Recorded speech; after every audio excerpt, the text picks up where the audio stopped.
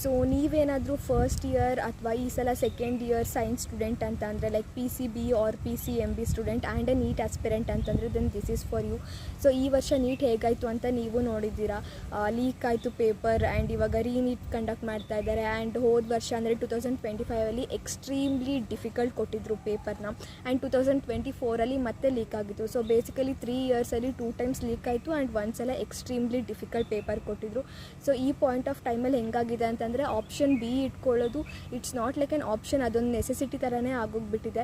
So I can understand like ನಿಮ್ಮ dream ನಿಜವಾಗ್ಲೂ like ಡಾಕ್ಟರೇ ಆಗಬೇಕು, ನೀಟ್ ಕ್ಲಿಯರ್ ಮಾಡಬೇಕಂತ ನಿಮ್ಗೆ ಎಷ್ಟು ಆಸೆ ಇರುತ್ತೆ. But at the same time we can't trust these exam conducting agencies. So please have A option B, like plan ಬಿನ ಇಟ್ಕೊಳ್ಳಿ. ಏನಾದರೂ ಸಮಥಿಂಗ್ ರಿಲೇಟೆಡ್ ಟು ಮೆಡಿಕಲ್ ಫೀಲ್ಡೇ ಬೇರೆ ಏನಾದರೂ ಇನ್ನೊಂದು ಆಪ್ಷನ್ ಬಿನ ಇಟ್ಕೊಳ್ಳಿ. ಲೈಕ್ ಫಾರ್ ಎಕ್ಸಾಂಪಲ್ ವೆಟರ್ನರಿ ಅಂತ ಬಂದರೆ CET ಮುಖಾಂತರ ನಿಮಗೆ ಸಿಗುತ್ತೆ ಆ್ಯಂಡ್ ನೀಟ್ ಮುಖಾಂತರನೂ ಸಿಗುತ್ತೆ ಆಬ್ವಿಯಸ್ಲಿ.